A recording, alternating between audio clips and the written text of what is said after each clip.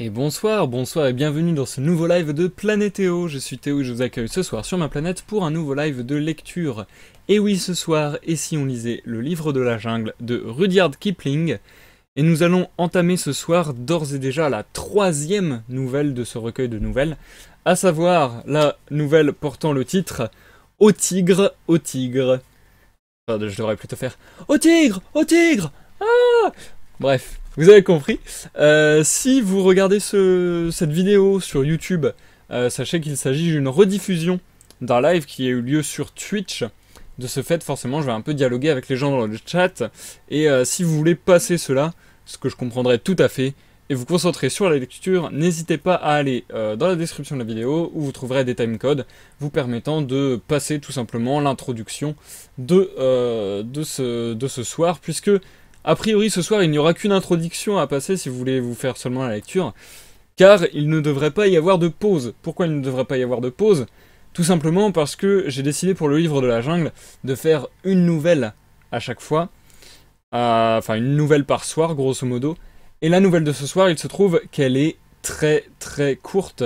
Je pense que c'est la plus courte du recueil.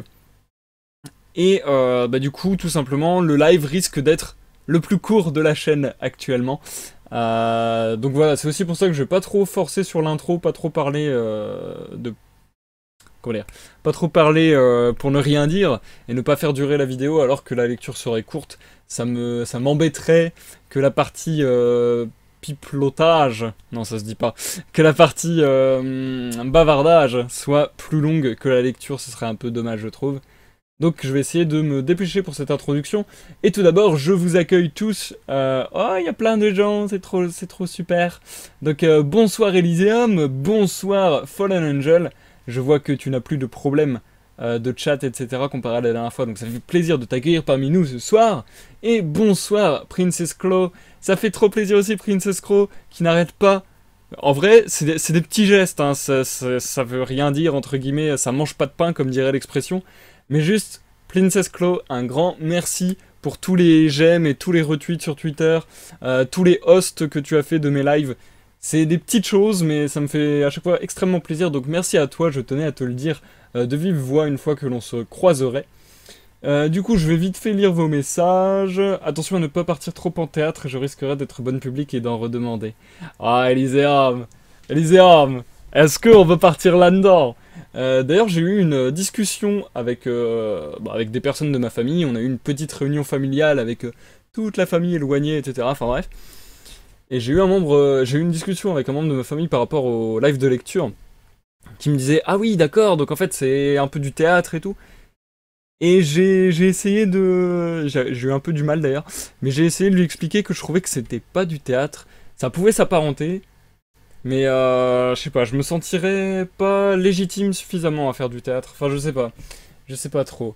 Et du coup, ouais, pour moi, la lecture à voix haute, c'est encore un exercice différent. Et mais bon, les deux sont intéressants. Par contre, bonsoir, bonsoir. Tout le monde se fait des politesses, c'est super. Tout le monde veut que je parte en délire théâtral. En vrai, je vous en ai déjà parlé et j'hésite beaucoup à faire quelques pièces de théâtre en live, mais ce serait vraiment certaines pièces de théâtre bien choisies, entre guillemets, des pièces qui permettraient justement de ne... comment dire, qui auraient été façonnées à la base par leur auteur pour être lues, par exemple. On ne badine pas avec l'amour de Alfred de Musset. Attendez. On ne badine pas avec l'amour, Alfred de Musset, tout à fait, tout à fait. J'ai eu peur de dire de la merde. Oh, merci beaucoup à tous, vous êtes trop gentils. Vous êtes trop mignons aujourd'hui. Et du coup, qu'allais-je dire encore? Oui, donc dans cette introduction, d'habitude dans les introductions de live, je parle un peu de ma live, je parle un peu de tous les projets, etc., etc. Aujourd'hui, une fois n'est pas coutume, on va parler un petit peu d'autre chose. Enfin non, en fait ça concerne toujours les lives, mais on va juste parler du planning sur les jours, semaines à venir. Parce que c'est très rare que je sois organisé à long terme comme ça, et c'est le cas. Oh non! Je me dégoûte tout seul. Ne regardez pas mes doigts, d'accord? Parce que en fait, pour tout vous dire, je suis en train de mourir de chaud. Avant le live, j'étais torse nu et juste mettre un t-shirt, ça a été une torture. Et du coup, bah, chaleur oblige. On a beau se laver aussi souvent qu'on le veut, et ben les ongles deviennent noirs très très vite avec la chaleur. Donc, je suis tout crasseux, tout dégueulasse pour live. Je suis trop déçu, j'ai oublié de me laver les ongles juste avant de commencer. Vous allez vous moquer de moi. Bref, je suis triste. D'habitude, je fais attention à ce genre de détails. Et du coup, je reprends ce que j'étais en train de dire. Donc oui, j'ai un petit planning pour les jours et semaines à venir. Tout simplement parce que il va se passer plusieurs choses dans ma vie privée. Déjà, j'ai des personnes qui vont me rendre visite là en fin de semaine. Ensuite, bah, j'ai un jeu de rôle justement, comme en parlait Elysium. J'ai un jeu de rôle à tenir entre guillemets et bah, je dois masteriser jeudi soir. J'ai également comment dire, ce projet ou cette comment dire, ce break en fait, ce break dont je vous ai déjà parlé. Une fois par an, pendant 2 semaines, je n'utilise plus ou quasiment plus de technologie, donc plus d'internet, plus d'ordinateur, plus de portable, ou vraiment le minimum possible. Et ça fait vraiment du bien, donc je vous conseille de le faire d'ailleurs. Et donc du coup voilà, ça va tomber bientôt. Donc tout cela fait que j'ai décidé un peu de m'organiser pour les prochains lives, pour être sûr de quand quelle chose aura lieu, et être sûr aussi de finir le livre de la jungle de manière logique. C'est-à-dire de bien faire tous les lives et toutes les nouvelles avant qu'il y ait un gros gap et que je ne revienne avec autre chose du coup. Un peu en ermite, oui, Princess Crow. En effet, en effet. Plus d'eau, ni d'électricité. Ah non, ça, Elysium, ça c'est en hiver quand il y a tout qui gèle dans mes tuyaux. Genre là, cet hiver, ça a été tellement rude chez moi que pendant quasiment 2 semaines, en vrai aussi, j'avais plus d'eau. Et c'était insupportable, quoi. Enfin bon, bref. Du coup...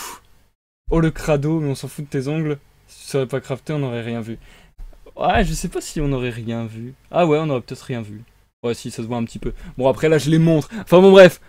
Du coup, j'arrête de parler de choses inutiles, certes drôles, mais inutiles. Et je vous donne le planning des temps à venir. Je vais prendre le petit calendrier sur le côté, comme ça va bien m'aider. Ah, au fait, Princess Claw, merci pour ton host, j'ai vu tout à l'heure. Merci, merci, ça fait super plaisir à chaque fois. Du coup, nous sommes le lundi 2 juillet 2018. Nous allons entamer la 3e nouvelle du livre de la jungle. D'ailleurs, j'ai regardé sur internet, c'est la dernière nouvelle avec le personnage de Mowgli. En tout cas, avec Mowgli en tant que héros.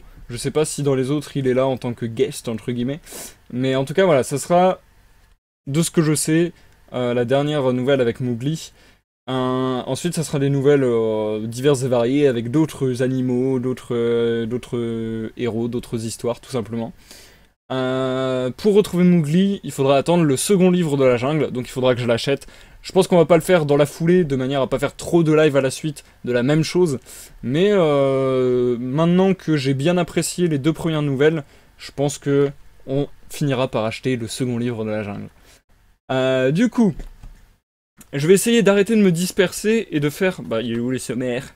Je vais arrêter d'essayer de me disperser et de faire vraiment dans l'ordre ce qui va se passer pour que ce soit clair pour tout le monde.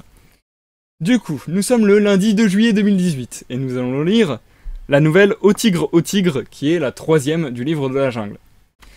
Ensuite, le jeudi 5 juillet, je ne pourrai pas live. Normalement, ce serait là que j'aurais du live parce que bah, je live...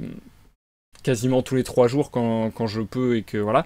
Donc bref, ce jeudi 5 il n'y aura pas de live tout simplement parce que je vais masteriser un jeu de rôle. Ensuite ce week-end comme je vous le disais je serai pas mal occupé puisque je vais recevoir de la visite. Donc ça fait qu'il n'y aura pas de live avant le dimanche 8 juillet 2018 à 21h comme d'habitude où on lira la nouvelle Le Phoque Blanc. Donc attention, je vous répète les rendez-vous dans l'ordre. Ce soir, lundi 2 juillet, Au tigre. Dimanche 8 juillet, Le Phoque Blanc.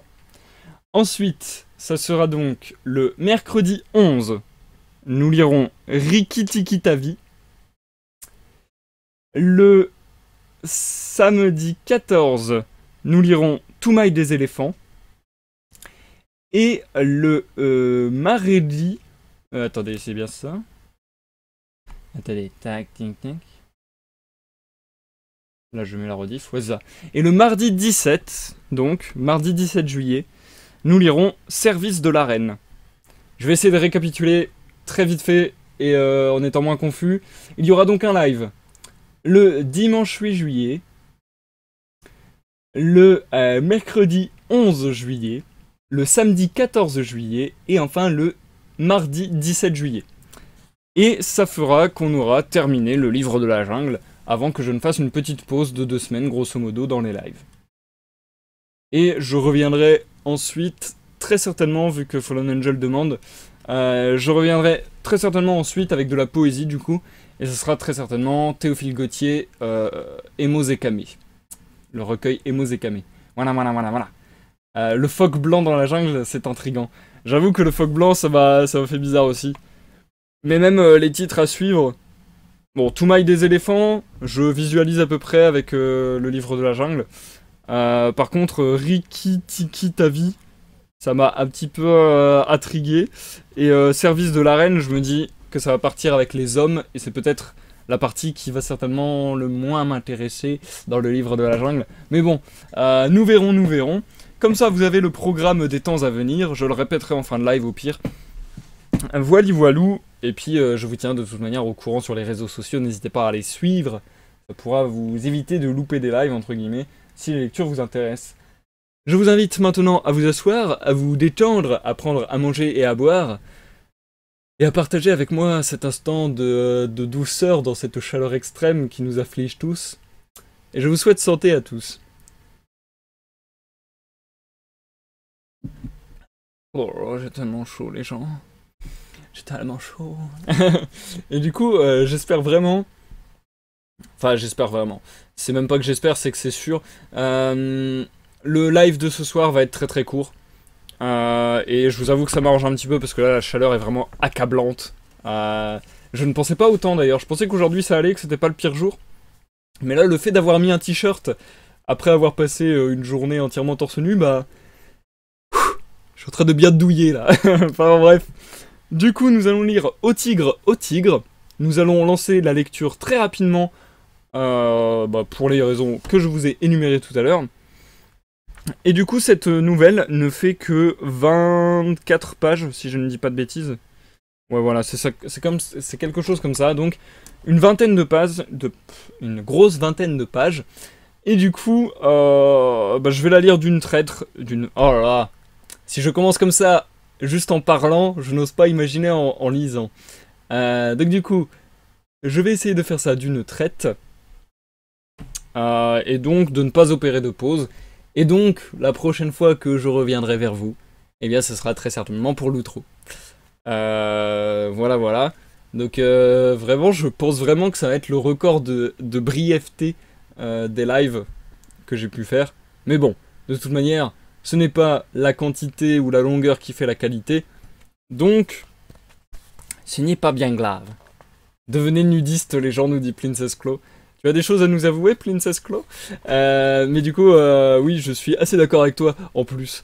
Bref, du coup, je me lance dans la lecture sans plus attendre, parce que là, je suis en train de cuire, et du coup, c'est pas que j'en ai envie, je sais pas que j'ai envie d'en finir le plus vite possible, mais j'ai envie d'être le moins mort, le plus vite, j'ai envie d'être mort le plus tard possible, et plus je mets de temps à commencer, plus je vais être mort.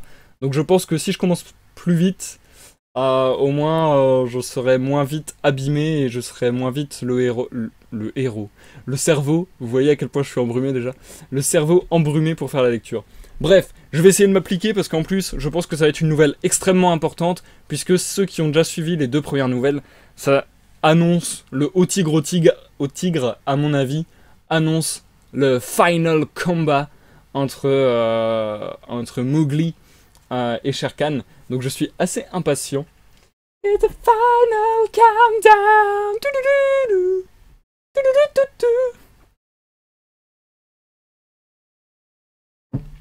Et du coup, on est parti tout de suite. Je vous souhaite à tous une bonne écoute et je vous dis à tout à l'heure pour l'outro. Bonne écoute Princess Claw, bonne écoute Elysium, bonne écoute Fallen Angel, bonne écoute à tous ceux dans l'ombre et à ceux qui nous regardent en rediffusion sur YouTube. À tout à l'heure. Au tigre, au tigre! Reviens-tu content, chasseur fier? Frère, à l'affût j'eus froid hier. C'est ton gibier que j'aperçois? Frère, il broute encore sous bois. Où donc ta force et ton orgueil? Frère, ils ont fui mon cœur en deuil. Si vite, pourquoi donc courir? Frère, à mon trou, je vais mourir. Quand Mowgli quitta la caverne du loup, après sa querelle avec le clan au rocher du Conseil, il descendit aux terres cultivées où habitaient les villageois, mais il ne voulut pas s'y arrêter.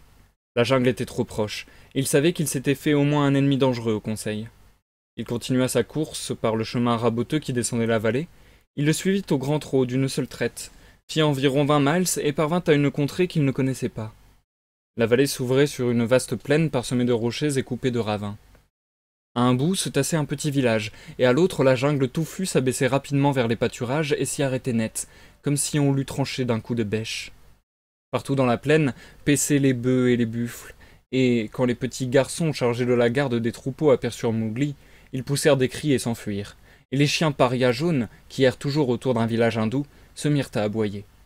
Mowgli avança, car il se sentait grand faim, et en arrivant à l'entrée du village, il vit le gros buisson épineux que chaque jour au crépuscule l'on tirait devant, poussé sur l'un des deux côtés.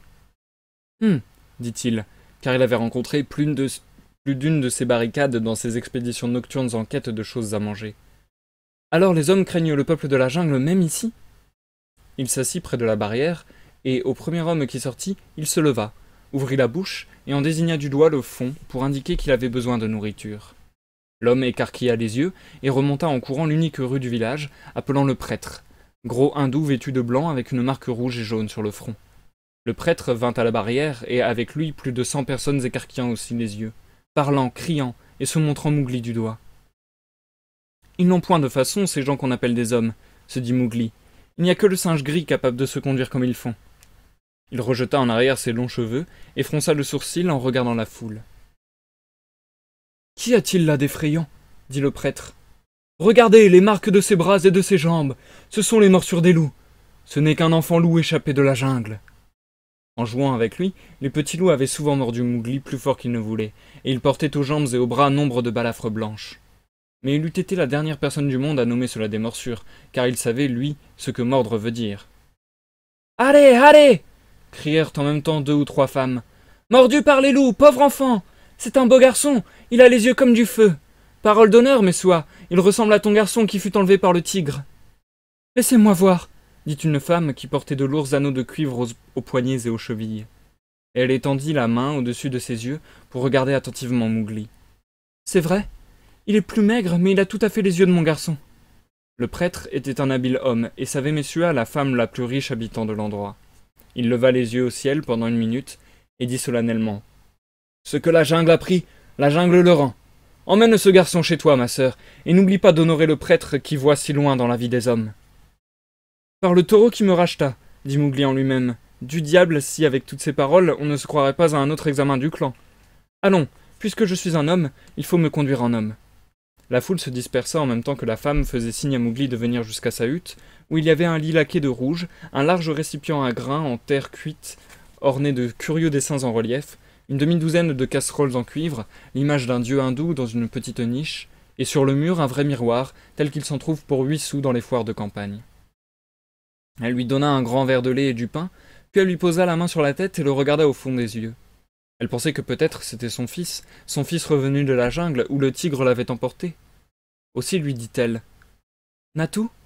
Natou ?» Mowgli ne parut pas connaître ce nom. « Ne te rappelles-tu pas le jour où je t'ai donné des souliers neufs ?» Elle toucha ses pieds, ils étaient presque aussi durs que de la corne. « Non, » fit-elle avec tristesse, « ces pieds-là n'ont jamais porté de souliers.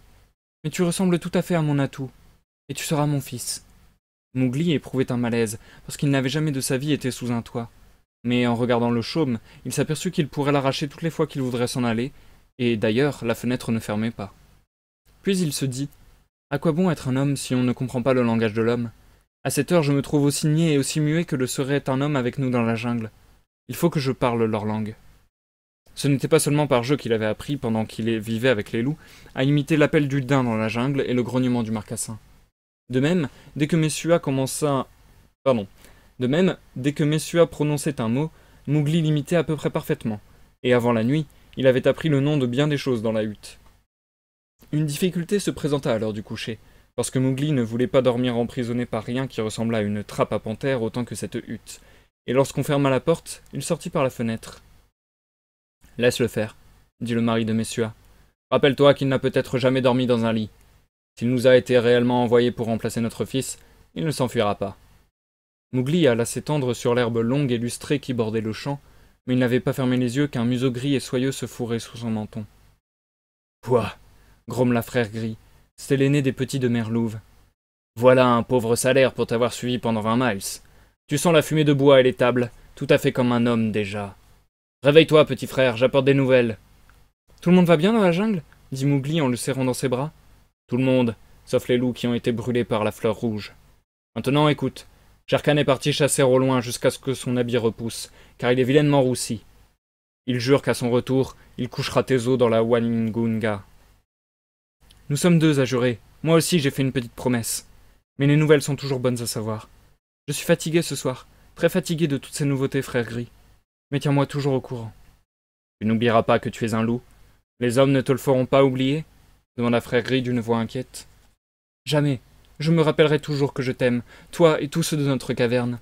Mais je me rappellerai toujours aussi que j'ai été chassé du clan. »« Et que tu peux être chassé d'un autre clan. Les hommes ne sont que des hommes, petit frère, et leur bavardage est comme le babil des grenouilles dans la mare. Quand je reviendrai ici, je t'attendrai dans les bambous au bord du package. » Pendant les 3 mois qui suivirent cette nuit, Mowgli ne passa guère la barrière du village, tant il besognait à apprendre les us et coutumes des hommes.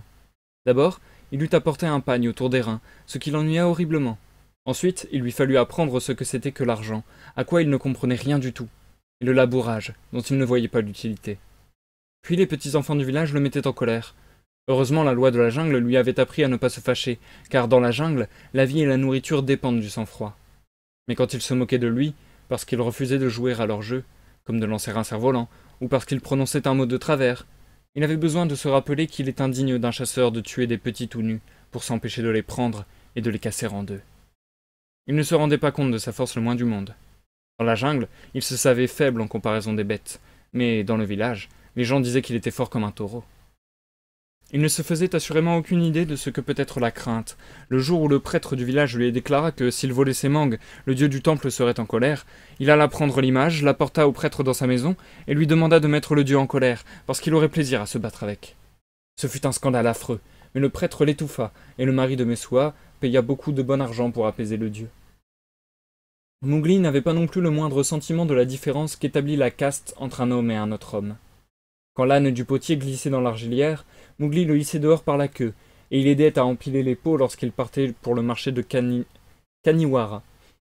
Geste on ne peut plus choquant, attendu que le potier est de basse caste, et son âne pise encore. Si le prêtre le réprimandait, Mowgli le menaçait de le camper rossi sur l'âne, et le prêtre conseilla au mari de Messua de mettre l'enfant au travail aussitôt que possible. En conséquence, le chef du village prescrivit à Mowgli d'avoir à sortir avec les buffles le jour suivant, et de les garder pendant qu'ils seraient à paître. Rien ne pouvait plaire davantage à Mowgli, et le soir même, puisqu'il était chargé d'un service public, il se dirigea vers le cercle de gens qui se réunissaient quotidiennement sur une plateforme en maçonnerie, à l'ombre d'un grand figuier. C'était le club du village, et le chef, le veilleur et le barbier, qui savaient tous les potins de l'endroit, et le vieux Buldeo, le chasseur du village, qui possédait un mousquet, s'assemblaient et fumaient là. Les singes bavardaient, perchés sur les branches supérieures, et il y avait sous la plateforme un trou, demeure d'un cobra, auquel on servait une petite jatte de lait tous les soirs, parce qu'il était sacré. Et les vieillards, assis autour de l'arbre, causaient et aspiraient leur gros houka très avant dans la nuit. Ils racontaient d'étonnantes histoires de dieux, d'hommes et de fantômes, et Buldeo en rapportait de plus étonnantes encore sur les habitudes des bêtes dans la jungle, jusqu'à faire sortir les yeux de la tête aux enfants, assis en dehors du cercle. La plupart des histoires concernaient des animaux, car, pour ces villageois, la jungle était toujours à leur porte. Le daim et le sanglier fouillaient leurs récoltes, et de temps à autre, le tigre enlevait un homme, au crépuscule, en vue des portes du village. Mowgli, qui, naturellement, connaissait un peu les choses dont il parlait, avait besoin de se cacher la figure pour qu'on ne le vît pas rire, tandis que Buldeo, son mousquet en travers des genoux, passait d'une histoire merveilleuse à une autre plus merveilleuse encore, et les épaules de Mowgli en sautaient de gaieté. Buldeo expliquait maintenant comment le tigre qui avait enlevé le fils de Messua était un tigre fantôme, habité par l'âme d'un vieux coquin d'usurier mort quelques années auparavant. « Et je sais que cela est vrai, dit-il, parce que Purundas boitait toujours du coup qu'il avait reçu dans une émeute, quand ses livres de contes furent brûlés, et le tigre dont je parle boite aussi, car les traces de ses pattes sont inégales. »« c'est vrai, ce doit être la vérité, » approuvèrent ensemble les barbes grises. « Toutes vos histoires ne sont-elles que pareilles turlutaines et contes de lune ?» dit Mowgli. « Ce tigre boite parce qu'il est né boiteux, comme chacun sait, et parler de l'âme d'un usurier dans une bête qui n'a jamais eu le courage d'un chacal, c'est parler comme un enfant. » La surprise laissa Buldeo sans parole pendant un moment, et le chef du village ouvrit de grands yeux. « Oh, c'est le marmot de jungle, n'est-ce pas ?» dit enfin Buldeo. « Puisque tu es si malin, tu ferais mieux d'apporter sa peau à Kaniwara, car le gouvernement a mis sa tête à prix pour 100 roupies. Mais tu feras encore mieux de te taire quand tes aînés parlent. » Mowgli se leva pour partir. « Toute la soirée, je suis resté là vous écoutant, » jeta-t-il par-dessus son épaule, et sauf une ou deux fois, Buldeo n'a pas dit un mot de vrai sur la jungle, qui est à sa porte. Comment croire alors ces histoires de fantômes, de dieux et de daims qu'il prétend avoir vus? « Il est grand temps que ce garçon a gardé les troupeaux, » dit le chef du village tandis que Buldeo soufflait et renâclait de colère devant l'impertinence de Mowgli. Selon la coutume de la plupart des villages hindous, quelques jeunes pâtres emmenaient le bétail et les buffles de bonne heure, le matin, et les ramenaient à la nuit tombante. Et les mêmes bestiaux qui fouleraient à mort un homme blanc se laissent battre, bousculer et ahurir par des enfants dont la tête arrive à peine à la hauteur de leur museau. Tant que les enfants restent avec les troupeaux, ils sont en sûreté, car le tigre lui-même n'ose charger le bétail en nombre. Mais s'ils s'écartent pour cueillir des fleurs ou courir après les lézards, il leur arrive d'être enlevés. Mowgli descendit la rue du village au point du jour, assis sur le dos de Rama, le grand taureau du troupeau, et les buffles bleus d'ardoise avec leurs longues cornes traînantes et leurs yeux hagards se levèrent de leurs étables un par un et le suivirent, et Mowgli, aux enfants qui l'accompagnaient, fit voir très clairement qu'il était le maître. Il frappa les buffles avec un long bambou poli, et dit à Kamia, un des garçons, de laisser paître le bétail tandis qu'il allait en avant avec les buffles, et de prendre bien garde à ne pas s'éloigner du troupeau. Un pâturage indien est tout en rochers, en mottes, en trous et en petits ravins, parmi lesquels les troupeaux se dispersent et disparaissent. Les buffles aiment généralement les mares et les endroits vaseux, où ils se vautrent et se chauffent dans la boue chaude durant des heures. Mowgli les conduisit jusqu'à la lisière de la plaine, où la Waingunga sortait de la jungle. Là, il se laissait glisser du dos de Rama, et s'en allait trottant vers un bouquet de bambous, où il trouva Frère Gris. « Ah, dit Frère Gris, je suis venu attendre ici bien des jours de suite. Que signifie cette besogne de garder le bétail ?»« Un ordre que j'ai reçu, dit Mowgli. Me voici pour un temps berger de village. Quelle nouvelle de Shere Khan ? Il est revenu dans le pays, et t'a guetté longtemps par ici. Maintenant il est reparti car le gibier se fait rare. Mais il veut te tuer. »« Très bien, fit Mowgli. Aussi longtemps qu'il sera loin, viens t'asseoir sur un rocher, toi ou l'un de tes frères, de façon que je puisse vous voir en sortant du village. Quand il reviendra, attends-moi dans le ravin proche de l'arbre d'Ak, au milieu de la plaine. Il n'est pas nécessaire de courir dans la gueule de Shere Khan. » Puis Mowgli choisit une place à l'ombre, se coucha, et dormit pendant que les buffles paissaient autour de lui. La garde des troupeaux dans l'Inde est un des métiers les plus paresseux du monde. Le bétail change de place et broute, puis se couche, et change de place encore sans mugir presque jamais. Il grogne seulement. Quant aux buffles, ils disent rarement quelque chose, mais entre l'un après l'autre dans les mares bourbeuses s'enfoncent dans la boue jusqu'à ce que leurs mufles et leurs grands yeux bleu faillant se montrent seuls à la surface, et là, ils restent immobiles comme des blocs.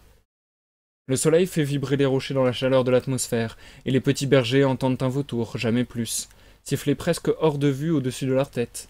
Ils savent que s'il mourait, ou si une vache mourait, ce vautour descendrait en fauchant l'air, que le plus proche vautour à des miles plus loin le verrait choir et suivrait, et ainsi de suite, de proche en proche, et qu'avant même qu'ils fussent morts, il y aurait là une vingtaine de vautours affamés venus de nulle part. Tantôt ils dorment, veillent, se rendorment, ils tressent de petits paniers d'herbes sèches et y mettent des sauterelles, ou attrapent deux mantes religieuses pour les faire lutter. Ils enfilent en collier des noix de jungle rouges et noires, guettent le lézard qui se chauffe sur la roche, ou le serpent à la poursuite d'une grenouille près des frondrières. Tantôt ils chantent de longues, longues chansons, avec de bizarres trilles indigènes à la chute des phrases, et le jour leur semble plus long qu'à la plupart des hommes la vie entière.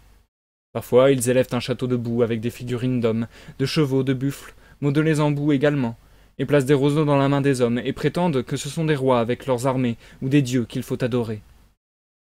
Puis le soir vient, les enfants rassemblent les bêtes en criant, les buffles s'arrachent de la boue gluante avec un bruit semblable à des coups de fusil partant l'un après l'autre, et tous prennent la file à travers la plaine grise pour retourner vers les lumières qui scintillent là-bas au village. Chaque jour, Mowgli conduisait les buffles à leur marécage, et chaque jour il voyait le dos de Frère Grise à 1,5 miles dans la plaine. Il savait ainsi que Shere Khan n'était pas de retour. Et chaque jour, il se couchait sur l'herbe, écoutant les rumeurs qui s'élevaient autour de lui, et rêvant aux anciens jours de la jungle. Shere Khan aurait fait un faux pas de sa patte boiteuse, là-haut dans les forêts, au bord de la Waingunga, que Mowgli l'eût entendu par ses longs matins silencieux. Un jour enfin, il ne vit pas Frère Gris au poste convenu. Il rit et dirigea ses buffles vers le ravin proche de l'arbre d'Ak, que couvrait tout entier des fleurs d'un rouge doré. Là se tenait Frère Gris, chaque poil du dos hérissé. « Il s'est caché pendant 1 mois pour te mettre hors de tes gardes. Il a traversé les champs la nuit dernière avec Tabaki et suivi ta voix chaude. » Fit le loup haletant. Mowgli fronça les sourcils. « Je n'ai pas peur de Shere Khan, mais Tabaki c'est plus d'un tour. »« Ne crains rien, » dit Frère Gris en se passant légèrement la langue sur les lèvres. « J'ai rencontré Tabaki au lever du soleil. Il enseigne maintenant sa science aux vautours. Mais il m'a tout raconté à moi avant que je lui casse les reins. Le plan de Shere Khan est de t'attendre à la barrière du village, ce soir. De t'attendre, toi, et personne d'autre. En ce moment, il dort dans le grand ravin desséché de la Waingunga. »« A-t-il mangé aujourd'hui, ou chasse-t-il à vide ?» fit Mowgli, car la réponse pour lui signifiait vie ou mort. « Il a tué à l'aube, un sanglier, et il a bu aussi. Rappelle-toi que Shere Khan ne peut jamais rester à jeun, même lorsqu'il s'agit de sa vengeance. »« Oh le fou, quel triple enfant cela fait! Mangé et bu! Il se figure que je vais attendre qu'il ait dormi. À présent, où est-il couché là-bas, là-haut? Si nous étions seulement 10 d'entre nous, nous pourrions en venir à bout tandis qu'il est couché. Mais ces buffles ne chargeront pas sans l'avoir éventé, et je ne sais pas leur langage. Pouvons-nous le tourner et trouver sa piste en arrière, de façon qu'il puisse la flairer? » Il a descendu la Waingunga à la nage, de très loin en amont, pour couper la voie, dit Frère Gris. C'est Tabaki, j'en suis sûr qu'il lui aura donné l'idée. Il n'aurait jamais inventé cela tout seul. Mowgli se tenait pensif, un doigt dans la bouche. Le grand ravin de la Waingunga. Il débouche sur la plaine à moins d'un demi-mile d'ici. Je peux tourner à travers la jungle, mener le troupeau jusqu'à l'entrée du ravin et alors, en redescendant, balayer tout. Mais il s'échappera par l'autre bout, pardon. Il nous faut boucher cette issue. Frère Gris, peux-tu me rendre le service de couper le troupeau en 2? Pas tout seul, peut-être, mais j'ai amené du renfort, quelqu'un de rusé. Frère Gris s'éloigna au trou et se laissa tomber dans un trou. Alors, de ce trou, se leva une énorme tête grise que Mowgli reconnut bien, et l'air chaud se remplit du cri le plus désolé de la jungle. Le hurlement de chasse d'un loup en plein midi. « Akela! Akela !» dit Mowgli en battant des mains. « J'aurais dû savoir que tu ne m'oublierais pas. Nous avons de la besogne sur les bras. Coupe le troupeau en 2, Akela. Retiens les vaches et les veaux d'une part, et les taureaux de l'autre, avec les buffles de la bourre. » Les 2 loups traversèrent en courant, de ci de là, comme à la chaîne des dames, le troupeau qui s'ébroua, leva la tête et se sépara en 2 masses.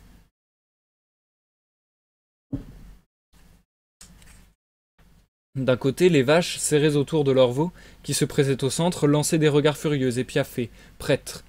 Si l'un des loups s'était arrêté un moment, à le charger et à l'écraser sous leurs sabots. De l'autre, les taureaux adultes et les jeunes s'ébrouaient aussi et frappaient du pied, mais bien qu'ils parussent plus imposants, ils étaient beaucoup moins dangereux, car ils n'avaient pas de veaux à défendre. 6 hommes n'auraient pu partager le troupeau si nettement. « Quels ordres » haleta Akela. « Ils essaient de se rejoindre. » Mowgli se hissa sur le dos de Rama. « Chasse les taureaux sur la gauche, Akela. Frère Gris, quand nous serons partis, tiens bon ensemble les vaches et fais-les remonter par le débouché du ravin. »« Jusqu'où » dit Frère Gris, haletant et mordant de droite et de gauche. « Jusqu'à ce que les côtés s'élèvent assez pour que Shere Khan ne puisse les franchir, » cria Mowgli. « Garde-les jusqu'à ce que nous redescendions. » Les taureaux décampèrent aux aboiements d'Akela et Frère Gris s'arrêta en face des vaches. Elles foncèrent sur lui et il fuit devant elles jusqu'au débouché du ravin, tandis qu'Akela chassait les taureaux loin sur la gauche. « Bien fait. Un autre temps de galop comme celui-là, et ils sont joliment lancés. Tout beau maintenant, tout beau, Akela. Un coup de dent de trop et les taureaux chargent. Eh ah! C'est de l'ouvrage plus sûr que de court un daim noir. Tu n'aurais pas cru que ces lourdeaux pouvaient aller si vite, cria Mowgli. J'en ai chassé dans mon temps, souffla Akela dans un nuage de poussière. Faut-il les rabattre dans la jungle? Oui, rabats-les bien vite. Rama est fou de rage. Oh, si je pouvais seulement lui faire comprendre ce que je veux de lui maintenant. Les taureaux furent rabattus sur la droite cette fois-ci, et se jetèrent dans le fourré qu'ils enfoncèrent avec fracas. Les autres petits bergers, qui regardaient en compagnie de leur troupeau à un demi-mille plus loin, se précipitèrent vers le village aussi vite que leurs jambes pouvaient les porter en criant que les buffles étaient devenus fous et s'étaient enfuis. Mais le plan de Mowgli était simple. Il voulait décrire un grand cercle en remontant, atteindre la tête du ravin, puis le faire descendre au taureau et prendre Shere Khan entre eux et les vaches. Il savait qu'après manger et boire, le tigre ne serait pas en état de combattre ou de grimper au flanc du ravin. Maintenant, il calmait de la voix ses buffles et Akela, resté loin en arrière, se contentait de japper de temps en temps pour presser l'arrière-garde. Cela faisait un vaste, très vaste cercle. Il ne tenait pas à serrer le ravin de trop près pour donner déjà l'éveil à Shere Khan. À la fin, Mowgli parvint à rassembler le troupeau affolé à l'entrée du ravin, sur une pente gazonnée qui dévalait rapidement vers le ravin lui-même. De cette hauteur, on pouvait voir par-dessus les cimes des arbres jusqu'à la plaine qui s'étendait en bas, mais ce que Mowgli regardait, c'était les flancs du ravin. Il put constater avec une vive satisfaction qu'il montait presque à pic, et que les vignes et les lianes qui en tapissaient les parois ne donneraient pas prise à un tigre s'il voulait s'échapper par là. « Laisse-les souffler, Akela, » dit-il en levant la main. « Ils ne l'ont pas encore éventé. Laisse-les souffler. Il est temps de s'annoncer à Shere Khan. Nous tenons la bête au piège. » Il mit ses mains en porte-voix, et là dans la direction du ravin. C'était tout comme ailé dans un tunnel, et les échos bondirent de rocher en rocher. Au bout d'un long intervalle, répondit le miaulement traînant et endormi du tigre repu qui s'éveille. « Qui appelle » dit Shere Khan. Et un magnifique paon s'éleva du ravin, battant des ailes et criant. « C'est moi, Mowgli, voleur de bétail, il est temps de venir au rocher du conseil. En bas, pousse-les en bas, Akela. » Pardon, je me suis trompé, j'ai cru que c'était le paon qui parlait. Bref. Je reprends jusqu'avant du coup. « Qui appelle » dit Shere Khan, et un magnifique paon s'éleva du ravin, battant des ailes et criant. « C'est moi, Mowgli, voleur de bétail, il est temps de venir au rocher du conseil. En bas, pousse-les en bas, Akela. En bas, Rama, en bas. » Le troupeau hésita un moment au bord de la pente, mais Akela, donnant de la voix, lança son plein hurlement de chasse, et les buffles se ruèrent les uns derrière les autres, exactement comme des steamers dans un rapide, le sable et les pierres volant autour d'eux. Une fois partis, il n'y avait plus moyen de les arrêter, et avant qu'ils fussent en plein dans le lit du ravin, Rama éventa Shere Khan et Muji. Et le torrent de cornes noires, de mufles écumants, d'yeux fixes tourbillonna dans le ravin, absolument comme roulent des rochers en temps d'inondation. Les buffles plus faibles rejetaient vers les flancs du ravin qu'ils frôlaient en écorchant la brousse. Ils savaient maintenant quelle besogne les attendait en avant, la terrible charge des buffles à laquelle nul tigre ne peut espérer de résister. Shere Khan entendit le tonnerre de leurs sabots, se leva et rampa lourdement vers le bas du ravin, cherchant de tous côtés un moyen de s'enfuir, mais les parois étaient à pic. Il lui fallait rester là, lourd de son repas et de l'eau qu'il avait bu, prêt à tout plutôt qu'à livrer bataille. Le troupeau plongea dans la mare qu'il venait de quitter, en faisant retentir les trois vallons de ses mugissements. Mowgli entendit des mugissements répondre à l'autre bout du ravin. Il vit Shere Khan se retourner. Le tigre savait que, dans ce cas désespéré, mieux valait encore faire tête aux buffles qu'aux vaches avec leurs veaux. Et alors Rama broncha, faillit tomber, continua sa route en piétinant quelque chose de flasque, puis les autres taureaux à sa suite pénétra dans le second troupeau à grand bruit, tandis que les buffles plus faibles étaient soulevés des 4 pieds au-dessus du sol par le choc de la rencontre. La charge entraîna dans la plaine les 2 troupeaux renaclant, donnant de la corne et frappant du sableau. Mowgli attendit le bon moment pour se laisser glisser du dos de Rama, et cogna de droite et de gauche autour de lui avec son bâton. « Vite, Akela, arrête-les! Sépare-les, ou bien ils vont se battre! Emmène-les, Akela! Aïe! Rama! Aïe, aïe, aïe, mes enfants! Tout doux, maintenant, tout doux! C'est fini! » Akela et Frère Gris coururent de côté et d'autre en mordillant les buffles aux jambes, et bien que le troupeau fit d'abord volte-face pour charger de nouveau en remontant la gorge, Mowgli réussit à faire tourner Rama, et les autres le suivirent au marécage. Il n'y avait plus besoin de trépigner Shere Khan. Il était mort, et les vautours arrivaient déjà. « Frère, il est mort comme un chien, » dit Mowgli, en cherchant de la main le couteau qu'il portait toujours dans une gaine suspendue à son cou, maintenant qu'il vivait avec les hommes. Mais il ne se serait jamais battu. Voilà, sa peau fera bien sur le rocher du conseil. Il faut nous mettre à la besogne lestement. Un enfant élevé parmi les hommes n'aurait jamais rêvé d'écorcher seul un tigre de 10 pieds. Mais Mowgli savait mieux que personne comment tient une peau de bête et comment elle s'enlève.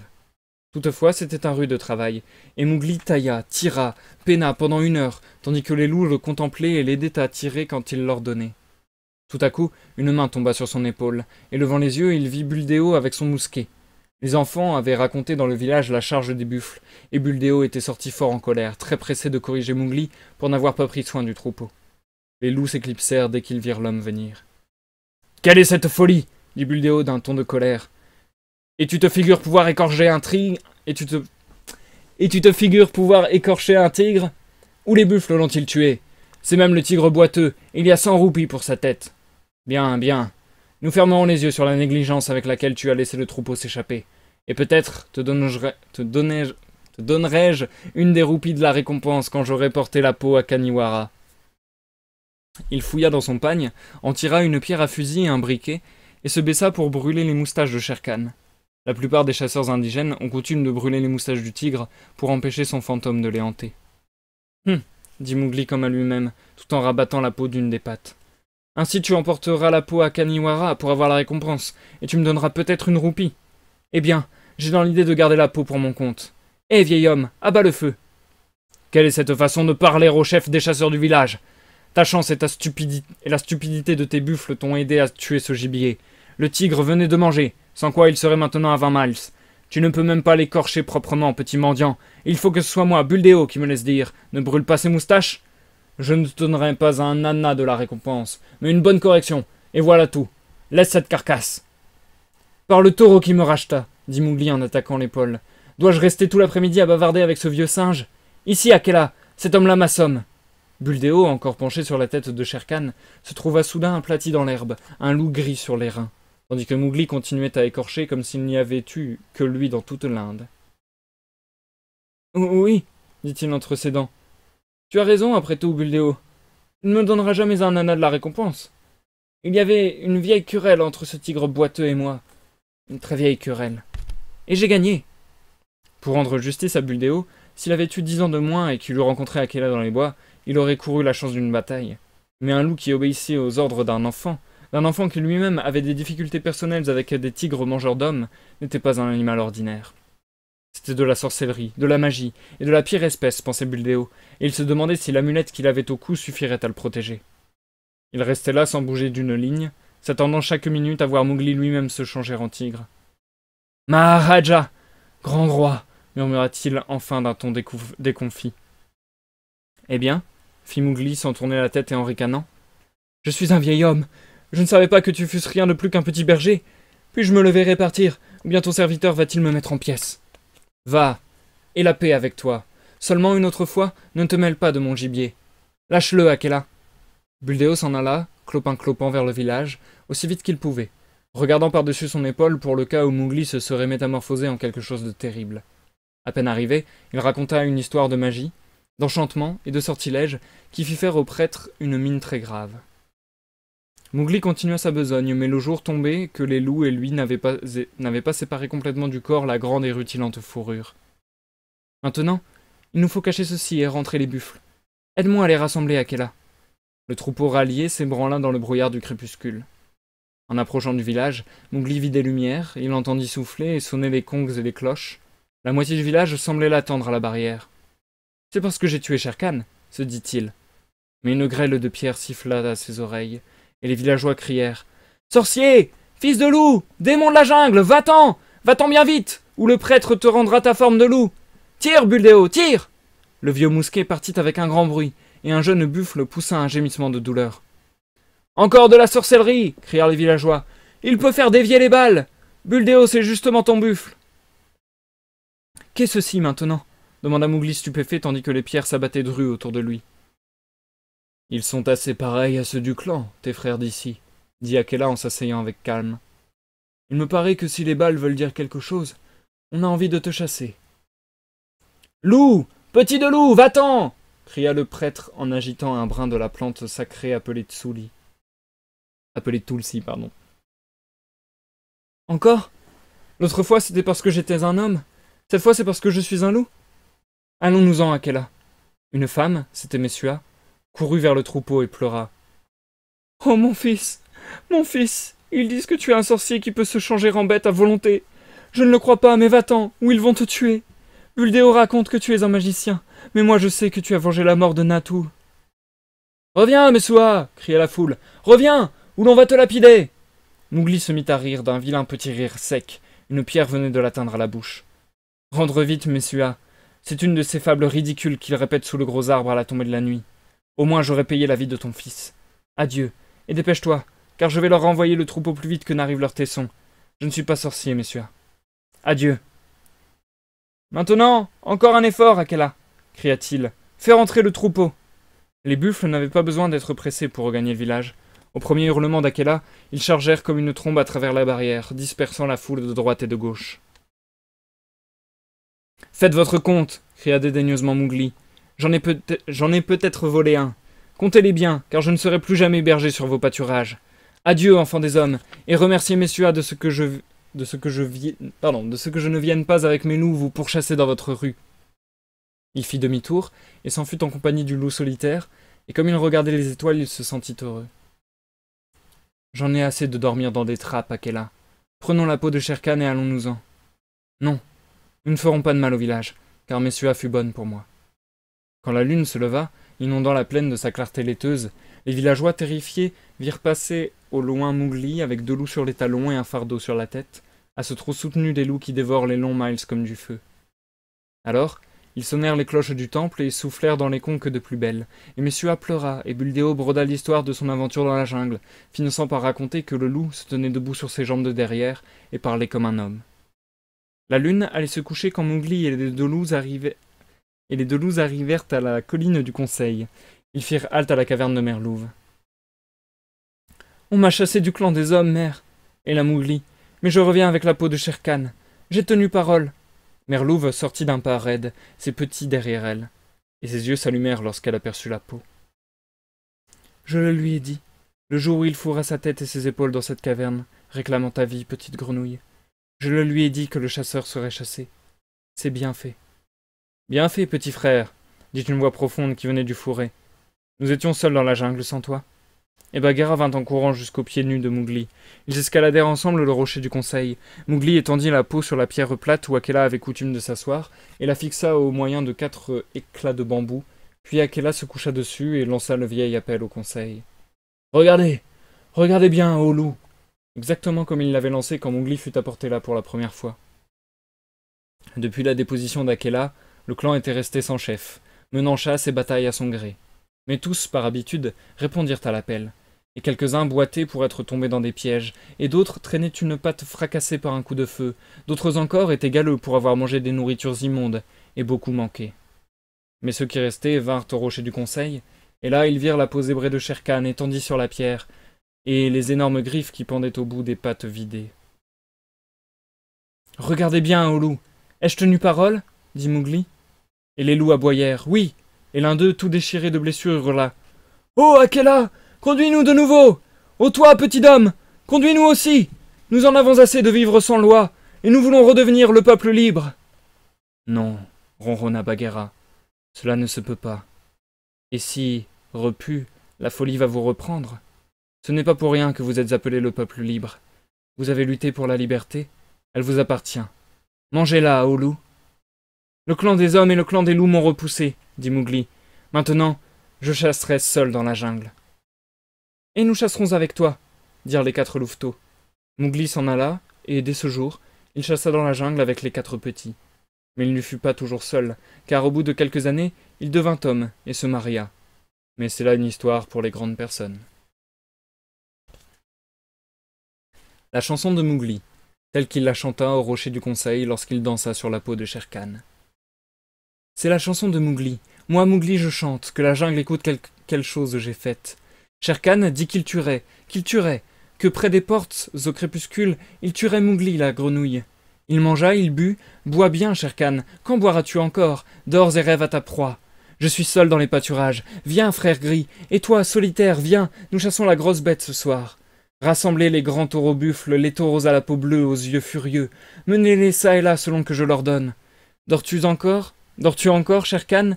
Debout, oh, debout, voici que je viens, et les taureaux derrière moi. Rama, le roi des buffles, frappa du pied. Au-delà Waigunga, où Shere Khan s'en est-il allé? Il n'est point sailli pour creuser des trous, ni mord le pan pour voler. Il n'est point mangue la chauve-souris pour se suspendre aux arbres. Petit bambou qui craquait, dites où il a fui. Oh, il est là! Ah oh, il est là! Sous les pieds de Rama gît et boiteux. Lève-toi, Shere Khan, lève-toi et tue. Voici du gibier, brise le cou des taureaux. Chut, il dort. Nous ne l'éveillerons pas, car sa force est très grande. Les vautours sont descendus pour le voir. Les fourmis noires sont montées pour la connaître. Il se tient grande assemblée en son honneur. Ah là là, je n'ai rien pour me revêtir. Les vautours verront que je suis nu. J'ai honte devant tous ces gens. Prête-moi ta robe, Shere Khan. Prête-moi ta guérobe rayée que je puisse aller au rocher du conseil. Par le taureau qui m'a payé, j'avais fait une promesse, une petite promesse. Il ne manque que ta robe pour que je tienne parole. Couteau en main, le couteau dont se servent les hommes, avec le couteau du chasseur je me baisserai pour prendre mon dû. Ô de la Waigunga, soyez témoin que Shere Khan me donne sa robe, car il m'aime. Tire, frère gris, tire, Akela, lourde est la peau de Shere Khan. Le clan des hommes est irrité. Ils jettent des pierres et parlent comme des enfants, ma bouche saigne. Laissez-moi partir. À travers la nuit, la chaude nuit, courez vite avec moi, mes frères. Nous quitterons les lumières du village, nous irons vers la lune basse. Ô de la Waigunga, le clan des hommes m'a chassé. Je ne leur ai point fait de mal, mais ils avaient peur de moi. Pourquoi? Clan des loups, vous m'avez chassé aussi. La jungle m'est fermée, les portes du village aussi. Pourquoi? De même que Mang vole entre les bêtes et les oiseaux, de même je vole entre le village et la jungle. Pourquoi? Je danse sur la peau de Shere Khan, mais mon cœur est très lourd. Les pierres du village ont frappé ma bouche et l'ont meurtri. Mais mon cœur est très léger, car je suis revenu à la jungle. Pourquoi? Ces deux choses se combattent en moi comme les serpents luttent au printemps. L'eau tombe de mes yeux, et pourtant je ris. Pourquoi? Je suis de Mowgli, mais la peau de Shere Khan est sous mes pieds. Toute la jungle sait que j'ai tué Shere Khan. Regardez! Regardez bien, ô loup! Aïe! Mon cœur est lourd de choses que je ne comprends pas. Et c'est la fin de la nouvelle Au tigre, au tigre. C'est donc également la fin de cette nouvelle. Et nous allons donc passer à l'outro de ce live, les amis.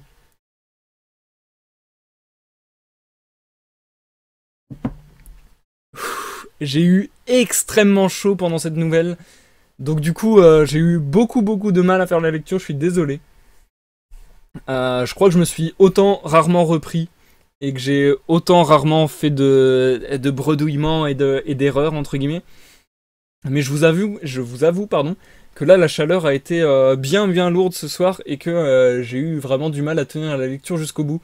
J'avais l'impression d'avoir le souffle coupé tellement l'air est empli d'humidité.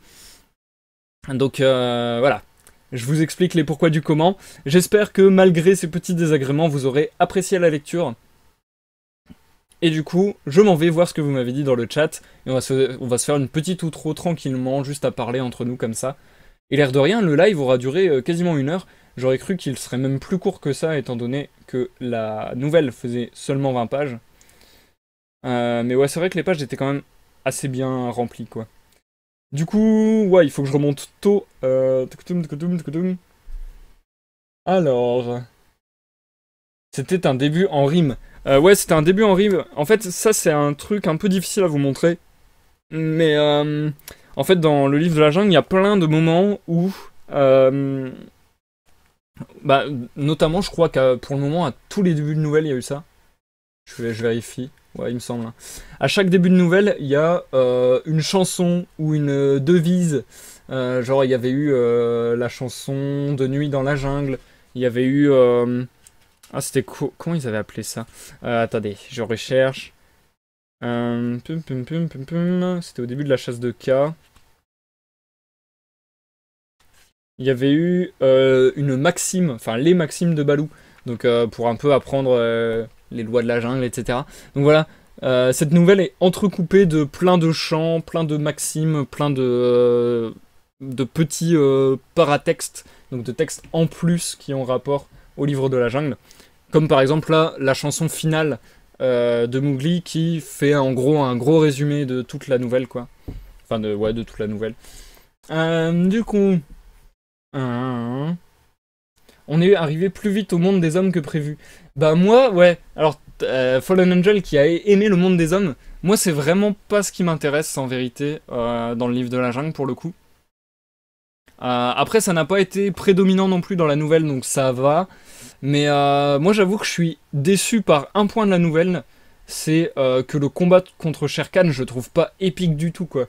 C'est vraiment, Shere Khan il a à peine parlé une fois, En plus, j'adorais faire sa voix, du coup, je suis dégoûté.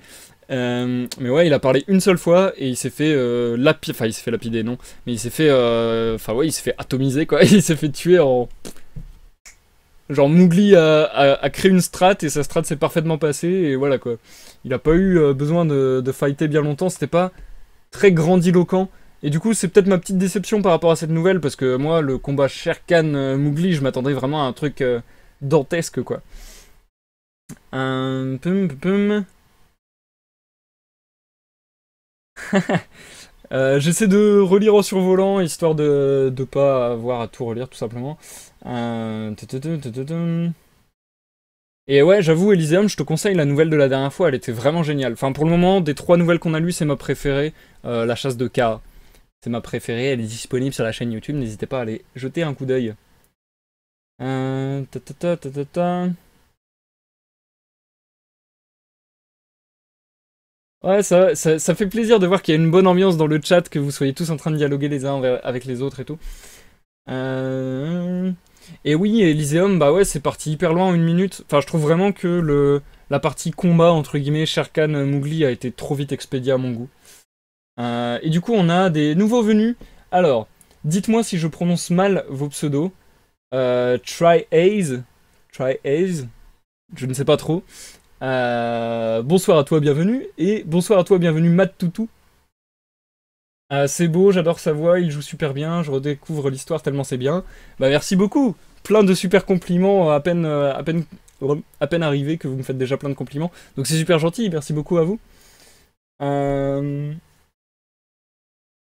Moi, Fallen Angel qui fait ma pub un petit peu quoi, qui explique comment ça se passe sur le live, ça c'est beau ça. Tac tac tac. Clap clap de Princess Claw, merci. Je dors souvent grâce à toi. Ah ouais, sérieux, Tri-Aze, tu suis un peu les vidéos sur YouTube? Ça me ferait plaisir de savoir si tu viens de YouTube, du coup. Merci tout le monde pour les... Désolé, je suis en train de mourir de chaud, j'ai du mal à garder un discours cohérent. Merci pour tous les encouragements, etc. Zlogt. Eh, ils sont durs à dire, vos pseudos, les gens. Hein. Du coup, bonsoir Zlogt, bienvenue. Heureux de t'accueillir parmi nous. Je sais pas comment tu fais pour lire comme ça, je lis 2 pages, j'en peux déjà plus. Je t'avoue que là, ce soir, c'était vraiment compliqué. C'était vraiment des conditions extrêmes, encore plus extrêmes que la dernière fois où j'avais dit que c'était extrême. C'est-à-dire que là, la chaleur m'a vraiment étouffé et j'avais un peu du mal à réfléchir et j'avais un peu du mal à avoir la bouche pas sèche. Enfin ouais, j'avais l'impression de manquer un peu d'air ce soir tout simplement parce que il fait tellement chaud que ça en devient irrespirable quoi. Donc je t'avoue que ce soir Zlocked, j'ai eu beaucoup de mal. Mais sinon en vérité, je vous conseille de le faire. Ça c'est un truc que j'avais dit dans un très vieux live, mais je vous conseille de le faire, de lire chez vous à voix haute un petit peu. Ça peut beaucoup vous aider. Ça peut vous aider à travailler votre souffle des fois. Bon, déjà, ça peut vous aider aussi à travailler votre intonation, votre éloquence, votre vocabulaire, mais ça c'est juste le fait de lire aussi. Et en vrai, je trouve ça hyper pratique et ça peut, pour certaines personnes, je pense, moi en tout cas je pense que ça m'a un peu aidé sur ce point-là, ça peut pour certaines personnes qui étaient peut-être très timides, bah, vous aider à vous sentir plus à l'aise à l'oral tout simplement. De même que de faire des lives d'ailleurs, ça peut aider à être plus à l'aise. Donc n'hésitez pas à pratiquer chez vous tous ces exercices les gens.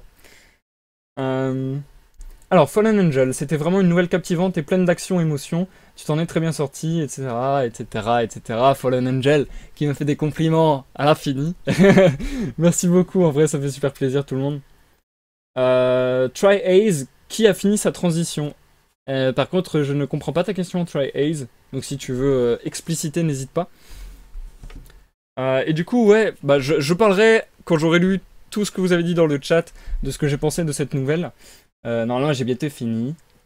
Le combat était naze, mais le dépeçage était épique. Imagine la scène avec l'aide des loups.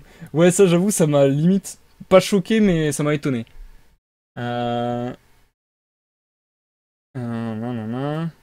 Et ouais, ça m'a fait super... bah voilà, du coup, on va parler de ça. On va parler un peu de ce que vous avez pensé de la nouvelle, parce que là, je vois que vous donnez votre avis, etc.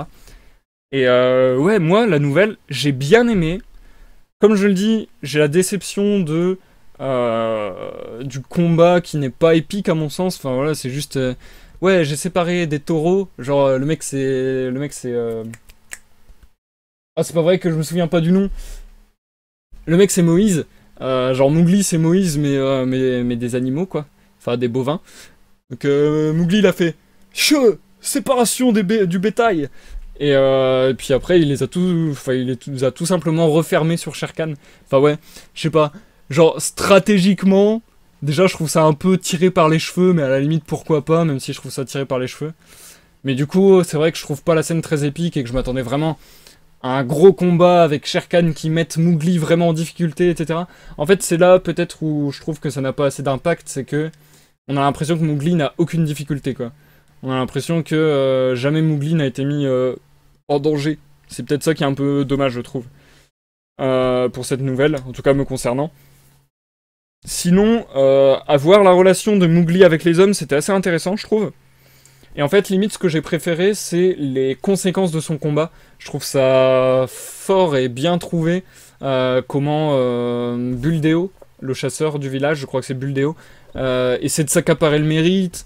Comment après Mowgli se défend. Et Mowgli est très violent, je trouve. Enfin, je trouvais déjà dans les nouvelles précédentes qu'il y avait beaucoup de violence. Mais c'est vrai que là, bah, comme je le disais, j'ai jamais vu le Disney, donc je peux pas dire, mais je suppose que dans le Disney, c'est pas aussi violent. Et là, ouais, c'est intéressant de voir ça du coup.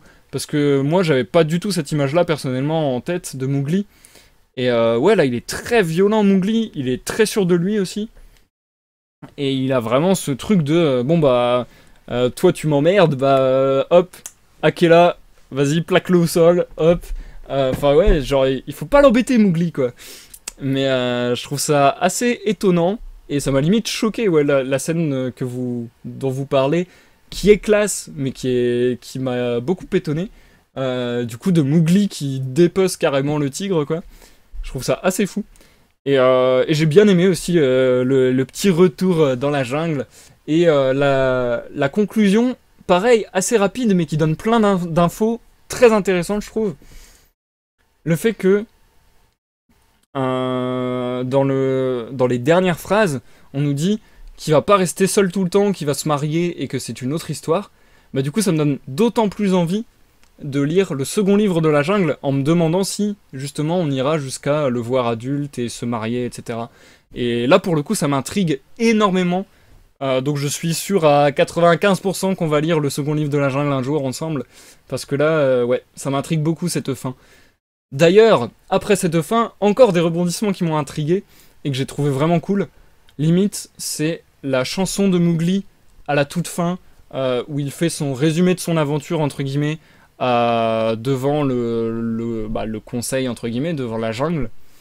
Et ça, je trouve ça hyper, limite émouvant, touchant, parce que justement, on se rend compte que, malgré le fait qu'il a été pendant toute la nouvelle très fort, très badass, plus badass que dans le Disney, nous dit Princess Crow, etc., bah au final, j'ai bien aimé que dans la chanson finale, il y a un peu de douceur quand même, et qu'il nous révèle que en fait, bah, il se sent pas très très bien non plus, et que c'est une demi-victoire pour lui, parce que on pourrait vraiment croire que c'est une victoire écrasante, etc. Mais je trouve ça bien du coup que ça contrebalance avec le Mowgli un peu plus émotionnel, et le fait que lui-même arrive à faire un constat qu'il y a deux Mowgli, et que les deux Mowgli sont frustrés, entre guillemets, de ne pas vivre et parmi les hommes et parmi la jungle, parce qu'il s'est fait chasser des deux, et que du coup, bah, il vit un paradoxe insupportable, entre guillemets. Enfin, ça, je trouve ça super beau comme fin, en fait. Donc, ouais, je trouve que ça fait une belle conclusion, disons, à ce segment d'histoire sur Mowgli. Et du coup, j'espère que les autres histoires sur Mowgli dans le second livre de la jungle sont vraiment tournées vers sa vie adulte. Je trouve que ça pourrait être très intéressant. Enfin bon, nous découvrirons ça très certainement une autre fois ensemble. Et ouais, c'est vrai, voilà, au moins un petit coup de patte de Shere Khan, ça aurait été pas mal, quoi. Shere Khan qui lui fait la peau, quoi. Non, quand même pas, quand même pas. Il faut que ce soit Mowgli qui gagne. Tkoutoum, tkoutoum. Et du coup... mais du coup, je ne sais pas si les gens qui nous avaient rejoints étaient des trolls ou pas, parce que ils répondent plus. Pourtant, ils avaient pas l'air trop trollesques, donc c'est bizarre. Si vous êtes encore là, Try Ace, Matt Tutu et Zlocked, n'hésitez pas à vous exprimer. Et il n'y a pas de souci. Hein. Et à me dire d'où vous venez, les gens. Parce que ça m'intéresse de savoir si vous venez de YouTube, etc. Oh, il y a Nenouchka aussi. Bonsoir Nenouchka. J'espère que... Bah, je vois que la nouvelle t'a plu, a priori, donc ça fait super plaisir. T'as pu l'écouter en entier, par curiosité? Et du coup, bah, je suis heureux de voir que ça t'a plu, Nenouchka. D'ailleurs, en vrai, je le répète parce que là, vous êtes plusieurs à le faire, donc voilà. Parmi vous, il y en a pas mal qui me hostent, qui mettent des j'aime sur Twitter, sur Facebook, qui mettent des retweets, etc. Merci du fond du cœur parce que ça aide vraiment. Ça permet vraiment de d'avoir une idée de... comment dire, en fait, ça me permet d'avoir une idée des attentes, entre guillemets, qu'il y a. Et du coup, ça me motive à en faire davantage, quoi. Bonsoir, j'ai raté la dernière nouvelle et j'ai raté les 20 premières minutes de celle-ci. D'accord, Nenouchka. Bah écoute, si ça t'intéresse vraiment, je t'invite à voir la chasse de cas sur ma chaîne, elle est en ligne depuis hier, en rediffusion. Et pour le coup, la chasse de cas, pour le moment, c'est ma nouvelle préférée du livre de la jungle. Et du coup, bah, si tu veux rattraper les 20 minutes, je te laisserai le loisir également de voir la rediffusion que je mettrai en ligne. Mercredi 4, la rediffusion de ce soir. Je regarde dans la liste, ils ne sont plus là, nous dit Elysium. Ah oui, les personnes de tout à l'heure. Oui, en effet, ils ont plus l'air d'être là, oui. C'est bizarre. Bon, il y a Try Ace qui a quand même follow, donc merci à toi Try Ace, ça fait plaisir, j'espère vous revoir à l'occasion les gens. Oui, j'ai vu ça, du coup ça me motive si c'est ta préférée. Ah bah, clairement, des 3, c'est ma préférée de très loin, je pense. Je pense que des 3, ma préférée c'est...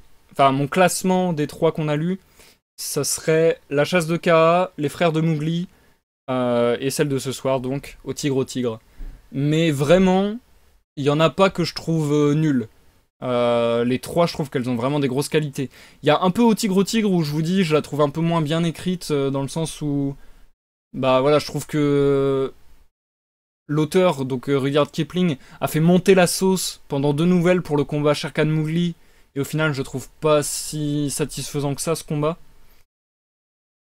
Et aussi, même en termes de pure écriture, je l'ai trouvé un peu plus lourd. Il y avait des descriptions beaucoup plus longues et plus lourdes, et des tournures de phrases un peu plus étranges aussi, je trouve. Ou bien c'est juste moi qui ai eu du mal à lire ce soir, mais j'ai eu l'impression qu'il y avait des tournures de phrases vraiment bizarres dans cette nouvelle. Après, c'est peut-être soit moi qui ai eu du mal ce soir, soit les traducteurs qui ont fait autrement sur enfin, qui ont peut-être eu un peu de mal sur cette nouvelle, ou peut-être l'auteur qui a écrit différemment, je n'en sais rien. Bref. Mais voilà, ouais, moi je dirais vraiment que c'est mon ordre de préférence pour le moment. Du coup, nous en avons terminé, avec les 3 nouvelles sur Mowgli, et nous enchaînerons les prochaines fois avec 4 nouvelles du livre de la jungle, toujours, mais sans Mowgli cette fois. Je vous redonne le planning des temps à venir. Et je vais m'arrêter là pour ce live parce que je veux pas le faire durer trop longtemps alors que la phase de lecture n'a pas duré longtemps. Donc, hop, je reprends les titres devant moi. Les dates importantes entre guillemets de la suite. Mercredi 4 juillet 2018, je mets en ligne la rediffusion du live que vous êtes en train de voir. Ensuite, le dimanche 8 juillet. Il y aura un live sur la nouvelle Le Phoque Blanc. Le mercredi 11 juillet, il y aura un live sur la nouvelle Riki Tiki Tavi. Le samedi 14 juillet, il y aura un live sur la nouvelle Toumaï des éléphants. Et le mardi 17 juillet, il y aura un live sur Service de la Reine. Voilou, j'ai fait le tour des informations. Je ne vais pas faire durer davantage ce live. Au final, il aura duré plus d'1 heure, ça m'étonne vachement, mais tant mieux. Il sera pas si ridicule que ça, entre guillemets, comparé aux autres. Et du coup, Riki Petit Kiki. Bah, c'est un peu ça, ouais, c'est presque ça, Elysium. C'est Riki Tiki Tavi.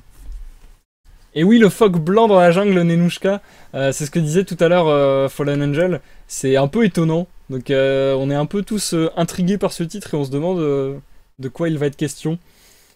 Moi aussi j'ai trouvé l'écriture différente, trop d'informations pour pas grand chose parfois, nous dit Fallen Angel. Ah, bah au moins on est à peu près d'accord sur ce qui s'est passé ce soir. Et du coup, je vais vous laisser parce que vraiment j'ai l'impression d'avoir du mal à garder un discours cohérent là tellement j'ai chaud. Je vous souhaite à tous une bonne semaine, puisque au final on est que lundi. Oh, il y a Marioni! Ça fait longtemps qu'on ne s'était croisé, Marioni, ça fait plaisir. Dis-moi si je dis bien ton pseudo d'ailleurs, parce que c'est Marion Ni, je suppose. Et du coup, moi j'abrège Marioni, c'est peut-être pas bien. En tout cas, ça fait plaisir de te croiser, Marion. Ça fait longtemps qu'on ne s'était vu. Donc coucou. Mais j'étais en train de finaliser ce live et de dire au revoir, malheureusement. Donc je vous dis à une prochaine fois pour une prochaine lecture. Je vous rappelle que la prochaine lecture sera Le Phoque Blanc et que ça aura lieu dimanche à 21h. De toute manière, je vous tiens au courant sur tous les réseaux sociaux et tutti quanti. Et je vous dis bonne semaine, bonnes vacances, parce que après tout, il y en a beaucoup qui ont passé leur examen et qui sont à présent en vacances, si je ne m'abuse. Et tout simplement, bonne vie. Voilà, là, je fais vraiment des finales magiques, quoi. Bref, du coup, des bisous à tout le monde. Merci à tous ceux qui sont passés. Vous êtes beaucoup trop nombreux à être passés, donc je peux pas faire la liste. Mais merci à tous. Et bonne soirée Marion, bonne soirée Princess Crow, bonne soirée Nenouchka, bonne soirée Elysium, bonne soirée Fallen Angel, bonne soirée et bonne nuit à tous. Merci Marion pour le follow, ça fait super plaisir. Et j'espère à une prochaine fois. Des bisous. Et à la prochaine pour la prochaine lecture. Bye bye.